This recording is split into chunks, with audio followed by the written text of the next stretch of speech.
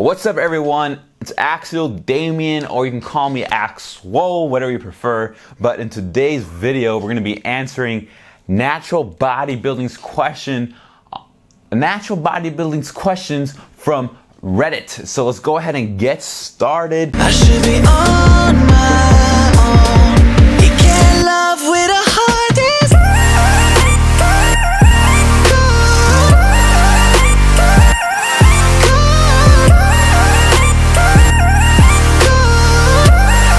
You can't love with a heart is cold. All right, so starting from the top here, question number 1. Easy peasy lemon squeezy says, I get extremely sleep after eating carbs, specifically rice and oatmeal. I'm wondering why and how to fix it. My current diet is 2 scoops of protein, 3 eggs whites, protein bar, Greek yogurt, rice, meat, veggies, oatmeal with PBJ and banana. I eat the same thing daily, and after I eat rice and oatmeal, I get really sleepy. Should I go low carb? Well, easy peasy lemon squeezy, I'll tell you right now, I actually experience the same thing. I too get very sleepy after eating a meal high in carbs. And this is what I found the best things to do to help fix this. First off, try reducing how many carbs you have in one sitting. I find that the larger carbohydrates the meal contains in that one meal, find that it makes me sleepier. There's a lot of different things that go on in your body after you eat food, which I won't go into, but a lot of chemical changes, a lot of changes in blood sugar levels. But try playing around with how large of carbohydrates that meal contains. One other thing, so you might find that in 1 hour eat half that meal and the other hour eat the other half. You might find that doing that help out feeling sleepy.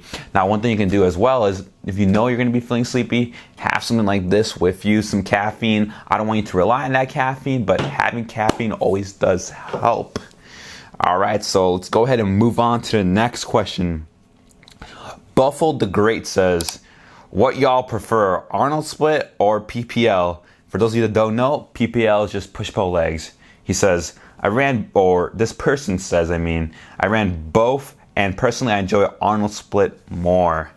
Okay, so for those of you that have been wondering if you do the push-pull leg split or the Arnold Split, the Arnold Split is just chest and back one day, then shoulders and arms, so shoulders, triceps and biceps, and then another day is legs. So both of these splits can actually work. I actually recommend doing the push-pull leg splits, and the reason why is because by doing the Arnold split, so hitting chest and back in the same day, you might find that for those of you who like programming deadlifts, right, like programming barbell rows, and also like bench pressing, you might find that doing all those heavy compound movements on the same day is a lot of work, okay? And then the following day after that, you just have arms. It's a pretty easy day if you ask me, just training your arms only. So you might feel like you're not doing as much work. That's why I really like focusing on one day, so on the push-pull leg split, like one day I like focusing on my chest, a larger muscle group, and then my triceps, a smaller muscle group. And then on the next day, I have back now, so now I can focus on my heavy back compound movements, hitting all the major parts of my back, and then hitting a smaller muscle like the biceps.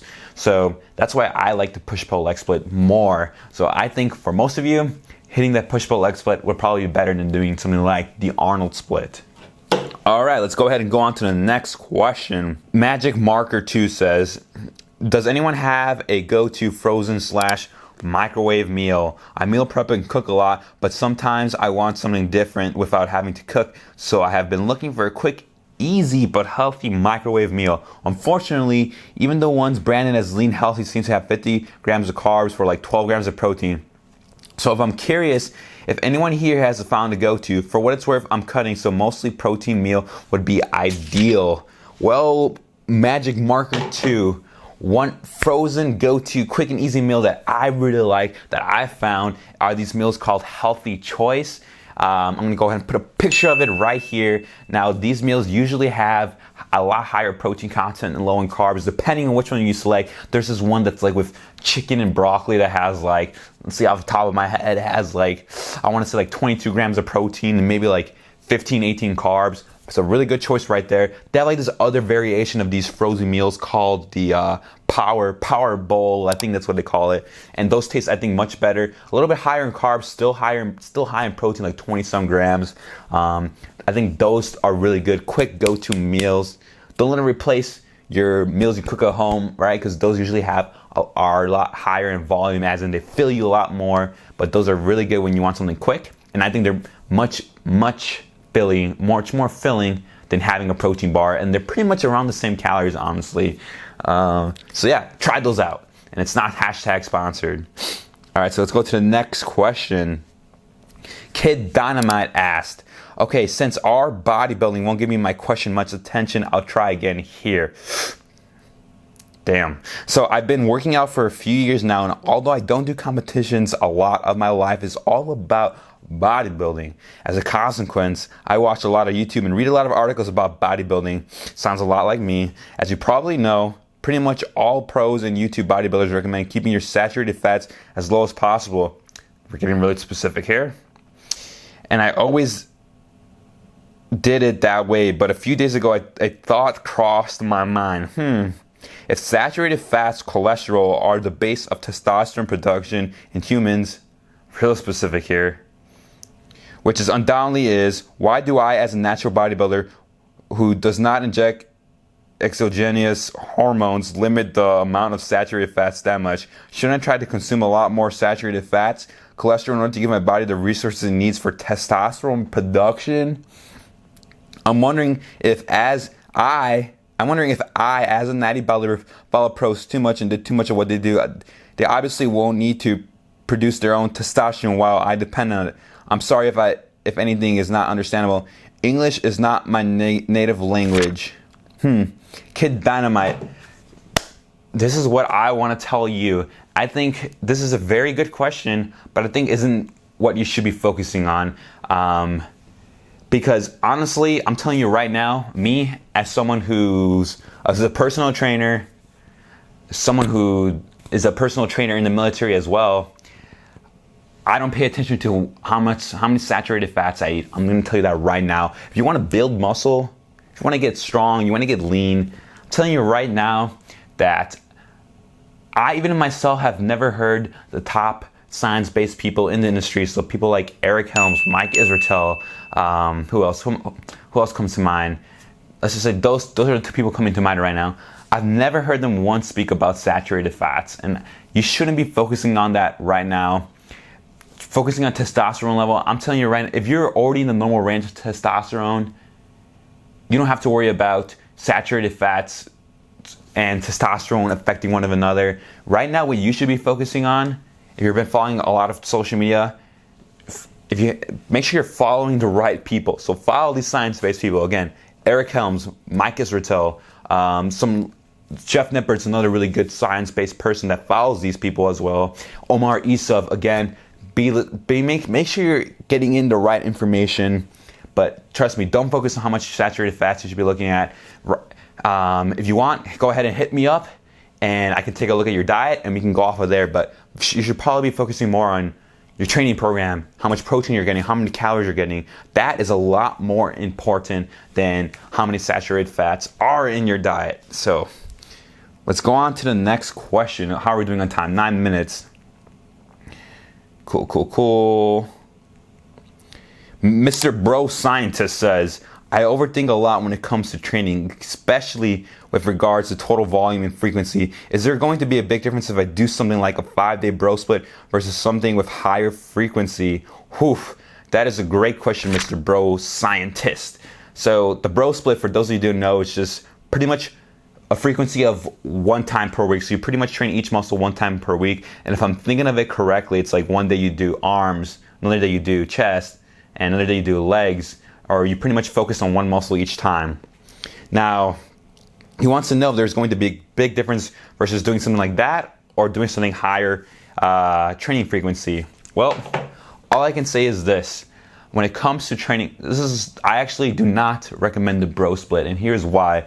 You are missing out on potential gains by only training each muscle 1 time per week. Now, there was this study done, I can't think of the name right now. Who was it done by? Training Frequency. I want to say it was Brad Schoenfeld, but I'll go ahead and put the name up right here. But I actually did a YouTube video on this as well. And what they found was that training frequencies of 2 times per week, so hitting each muscle 2 times a week, was superior to training each muscle 1 time per week. So by training on the bro split, you're actually missing out on potential gains. So what I always recommend to all my clients or anyone that comes to me for help, I always recommend training each muscle at least 2 times per week. Now, past that, so training frequencies of 3, 4, 5 times a week, now there is potential benefits to training that much higher in frequency, but I wouldn't recommend starting out training certain muscle groups 3, 4, 5 times a week for beginner to intermediate lifters, because by training that frequently, you might run into issues with fatigue, managing fatigue, not giving your body enough time to recover. So what I recommend for you guys, or for you, is to make sure you train each muscle 2 times a week. If you can try a 4-day split, upper lower. That works as well. If you want to train more often at the gym, you can do a push pull leg split. So push pull legs 6 times a week, right? So you can do that split. I recommend starting off with that and see how you manage doing that. Do that for a month or 2, and after a while doing that, if you find that you can handle more volume, right, or if you find if progress is going well, keep doing that, honestly. But if there's let's say there's a certain body part you want to bring up after a while, you feel it's lagging, or you feel like you could do more, then change the frequency to that body part to 3 times a week. Keep volume the same, so to keep how many total weekly sets you're doing the same. But then after a while, let's say after another block of training, go ahead and increase the volume a little, do a little bit more total sets. And since you're training that muscle more frequently, you can spread those sets out to more days. It's easier to manage. So that's what I have. That's my answer for you, Mr. Bro Science. All right, let's see. This person, Chrysopa Perla, says, how come every goddamn time I try to put Bengay or Icy Hot on my hamstrings, I end up getting some on my balls? The struggle is real, fellas. All right, next question. What is the best approach to cycle cutting and bulking, doing a mini cut / mini bulk for muscle recomp? Trying to gain 10 pounds of muscle as well as get to under 12% body fat. Currently at 193 pounds, 12.7% body fat, So what is the best approach to cutting and bulking? That is a very good question. So there's a few things that we want to think about when it comes to cutting and bulking. What's the best way to formulate these two? As we know, it takes a lot longer to build muscle, and you want to build 10 pounds of muscle. That's a lot of muscle to be building, especially if you're already an intermediate to advanced lifter. It takes a long time to build 10 pounds of muscle. So we obviously want to make sure we give ourselves as much time as possible to build that much muscle. So how do we do that? Well, we can kind of set ourselves up for that kind of success during our cutting phases. So what do I mean by that? So cutting, when we're trying to drop fat, right? We can lose fat a lot faster than we can build muscle. So we definitely want our cutting phases to be a lot shorter than our bulking phases, okay? So how do we do this? Well, when you're cutting, let's just talk about mini cuts here. Using mini cuts to set ourselves up for bulking, okay? When we set up a mini cut, we can lose weight at a much faster rate of weight loss. We can lose weight as fast as 1% of body weight loss per week. So 1% of your total body weight loss each week, all the way up to 1.5% of body weight per week. Because in the mini cut, generally you want to be cutting anywhere from 3 to 6 weeks. Right? The shorter the mini cut, you can be more aggressive. The longer the mini cut, you can be less aggressive. But you probably want to stay on the higher end of at least 0.75 to 1.5% of body weight loss each week. So given that's a lot of weight loss each week. For most of you can probably lose around 2 pounds each week. That's a lot of weight loss. You do that for 4 weeks, what's that? 2, 4, 6, 8 pounds to drop. Just like that, lowering your body fat more. So generally the mini cuts, you want those to be quick. Like I said, 36 weeks. Now the bulk, by doing these mini cuts, okay, you're keeping your body fat levels lower, so that now after you do that, you transition into a bulking phase. Now in the bulking phase, these can last, you want these to last as long as possible, pretty much. As long as you feel like you're not getting too fat. Pretty much, that's pretty much what it is. So generally, what I recommend is, right now you're to about 12.7% body fat. You can try if you haven't ran a mini cut in a while, you can do a mini cut. Try cutting down to around 10% of body fat, and then do a bulk. You generally want at least your bulk to be twice as long as your mini cut. But if you can get that as long, I would recommend bulking as long as possible. So you can bulk for multiple months. Do that instead. So what you should do there is, after you complete your mini cut, go ahead and start a bulk and set your rate of weight gain anywhere from 0.25 to 0.5% of body weight gained each week.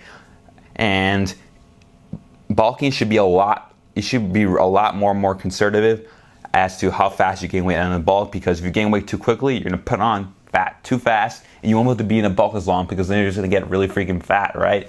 So go ahead and make sure that you're not getting weight too fast on the bulk, and stay in the bulk as long as possible. Because again, you can't force feed the gains. Okay, you can't do that. You can't, just because you're eating more food doesn't mean you're gonna get gains faster. It takes time to build muscle, okay?